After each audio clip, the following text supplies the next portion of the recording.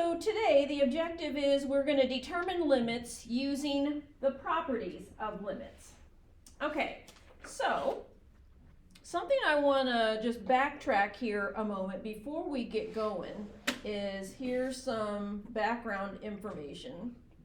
If I said to you, I have the equation y equals 5, so I'm going all the way back to Algebra 1. What would be the graph of this? What would it look like? Yeah, Charlie? Horizontal line. It's a horizontal line, okay? So this is a horizontal line. And do you remember f of x equals 5 is the same thing?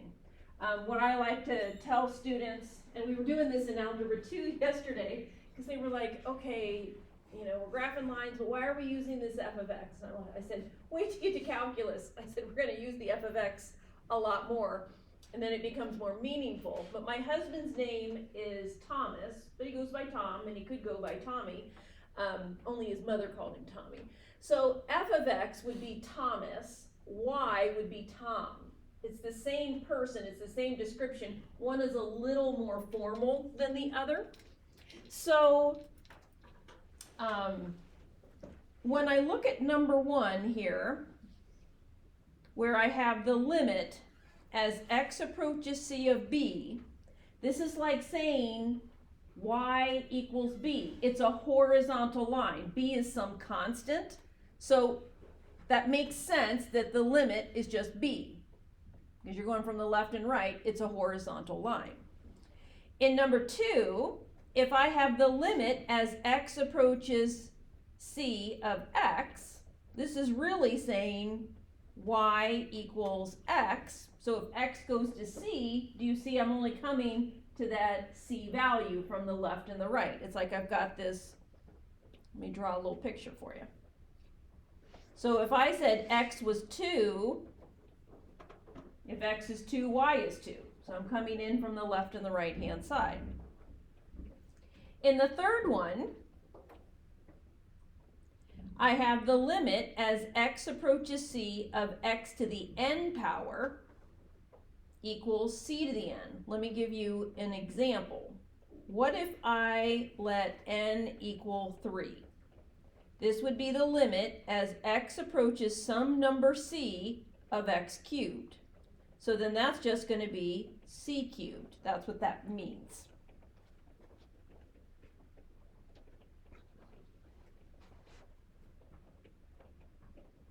So the big idea here is inside the limit is a function.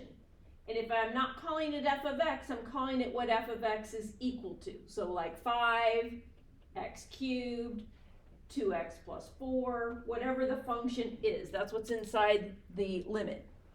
So if I'm given that the limit as x approaches the 3 of f of x equals 5, and I'm given the limit as x approaches 3 of g of x is 4, I have a property that says if I have a constant times a function, I can actually pull out that constant factor, the 7, and say that that is 7 times the limit as x approaches 3 of f of x.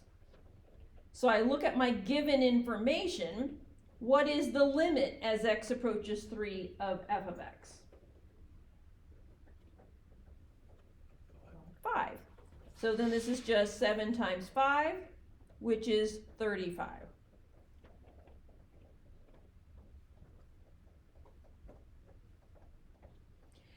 So letter B, if I have the limit as x approaches 3 of this big quantity, g of x over f of x minus x squared plus 5, it is going to be just what you think. This is going to be 4 over 5 minus, now x is going to 3, so that's 3 squared plus 5.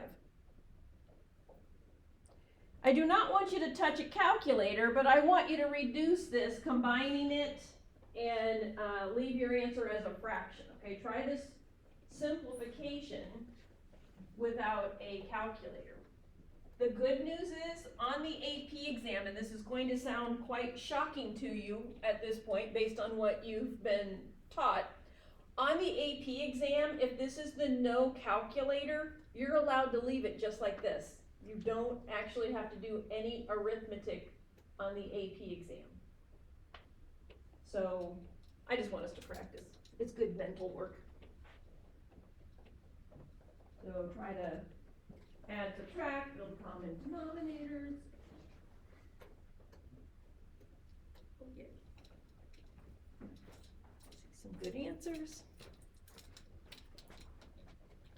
So I'm getting 4/5 minus 9 plus 5.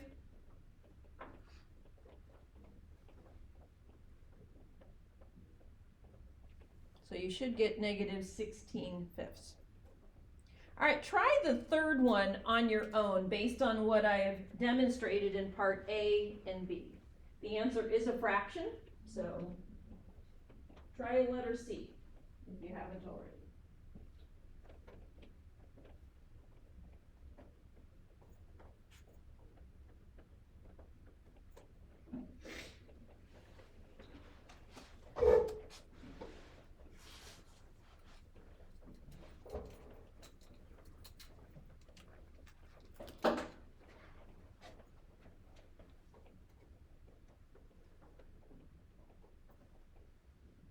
Now here's something interesting. Did you see that this is the limit as x approaches 3 from the right? Okay, this is going to be a cool connection to what we did yesterday. Do you understand that if I'm given the limit as x approaches 3 of f of x is 5, what do I know about the two one-sided limits? They're approaching the same value. Exactly. The left hand and the right hand had to both go to 5 in order for the limit to exist. Let me say this again, okay? This is a really, really fantastic connection. So if I'm given that the limit as x approaches 3 of f of x exists, that meant the left and the right hand limits were the same, okay? So even though in letter C it's asking me for the right hand and I don't see that anywhere, it is true that the limit then for f of x would be 5, and then this is the square root of 4, so that's 10/11, okay? All right, give me thumbs up, out, down. How do you feel about just what we've done? Up, out, down. All right, cool. All right, now this next one, it says let b and c be real numbers and n is a positive integer. All right, this is the part that's really critical. The properties of limits only apply if the limit exists, okay? Let me say this again. This is really, really, really important because we're going to see maybe one or two where the limit of f of x didn't exist, then you cannot apply these. Let me repeat that. I need to make sure when I'm repeating myself, this is something really important. In order for any of the properties to apply, the limit of f of x had to exist and or the limit of g of x had to exist. If they don't, one of them or both of them don't, all bets are off. You cannot use the properties. Okay? So, and we've been using a few without us discussing that. So I have scalar multiple, so I can just pull the real number out front. If I'm adding or subtracting two functions inside a limit, I can break them apart. If I have a product, then I can take the product of their individual limits, quotient, and then a power. So let's go ahead and look at example 1. This one's a little bit tricky because of the f of negative x. So we'll see what you think about this, because I don't have an f of negative x anywhere, but it says the table above gives selected limits of the functions f and g. What is the limit as x approaches 1 of f of negative x plus g of x over 2? I'm going to pause a moment and I want you to try that. We'll see what you think.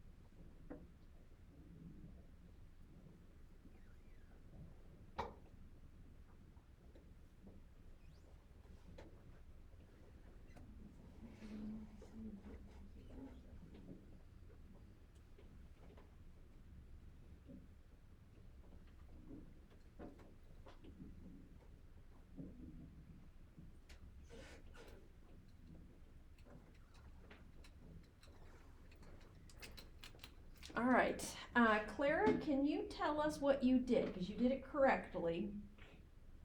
Yeah, so for f of negative x, I read that as it would be -1 instead of +1. And so I just did 2, and then for g of x I plugged in 6. So then I got 5 is the answer. There you go. Okay, so a lot of you had -1. You just took the opposite of the 4, and that's not what f of negative x is. If it had been negative f of x, you would have done that, where you took the opposite of 4. Okay, but the inside is the opposite of the x, so it's going to go to x goes to -1 instead.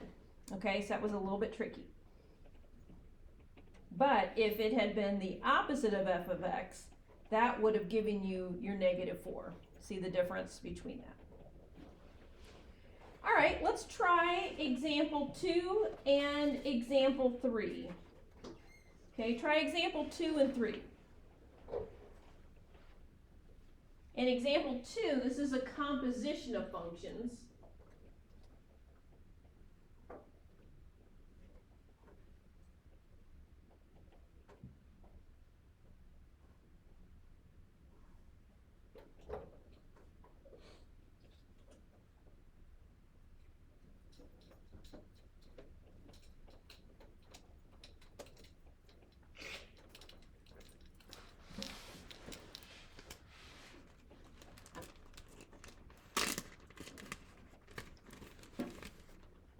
All right, turn to a neighbor and see what you both got for example 2 and 3.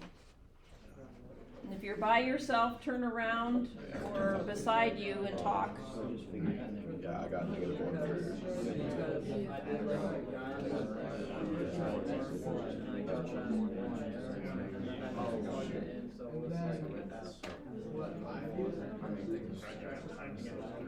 yeah. Maybe, I don't know if you want to talk to Ryan or talk to Naomi, wherever you go. Max, do you want to turn behind you and just check in with Amelia and Clara?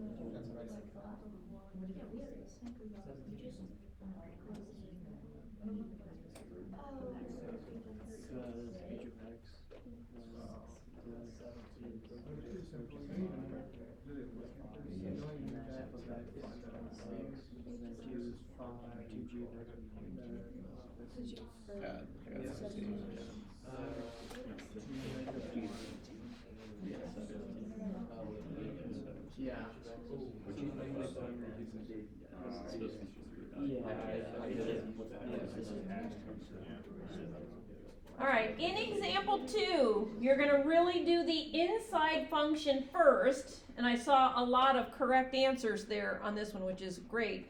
This is the limit as x approaches 4 of f of x, which is 1. So now you're just doing f of 1, which is -1, okay? That's it. Now, and notice I started with this here, but then it wouldn't matter because it's just f of 1. It's a number. I'm no longer with an x value anymore. All right, in example 3, it said use the table above, and I want to do the limit as x approaches 5. So h of 5, so I'm really doing this. So this is going to be h of 5 times f of 5 plus 2 times g of 5. Oops, sorry, doing the wrong thing. Okay, so I've got the limit as x approaches 5 of h of x, that's 5. The limit as x approaches 5 of f of x is 6. The limit as x approaches 5 of g of x is -1. Then h of 5 is 3. So do you notice that sometimes these are not the same? Okay, Remember, the function values don't have to be the same. So this is 5 times 4 minus 3. So I got 17. Can you give me thumbs up? How many got 17? Okay, quite a few of you. All right, so let me kind of pause there because I'm seeing some perplexed looks, which is okay. This is new. We're going up a level. So do you see this is a limit? You don't necessarily just plug in the number. Okay, that's different. H of 5 is different than the limit as x approaches 5 of h of x. Do you see that? Those are not necessarily the same. But I thought you said that like if you can't do it when there's like a hole in functions, when the limit isn't real. And that when h be different than the limit approaches or no?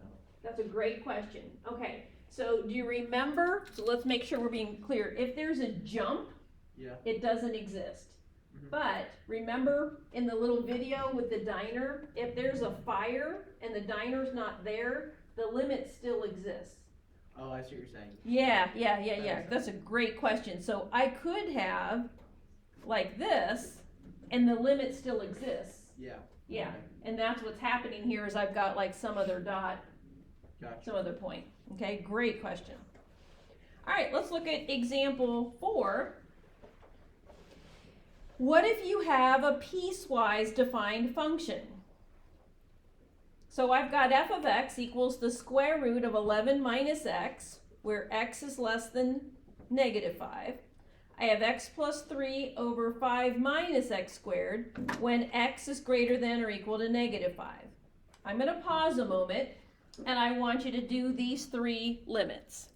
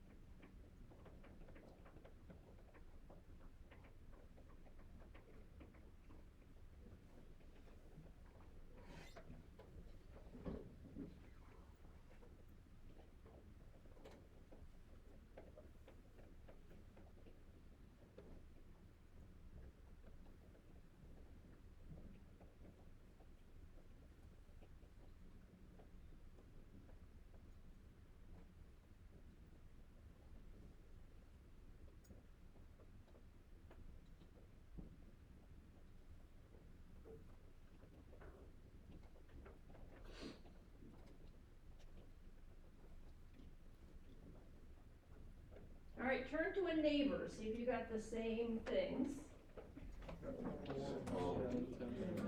I got 4, 1 over 15, and then the end. I probably just.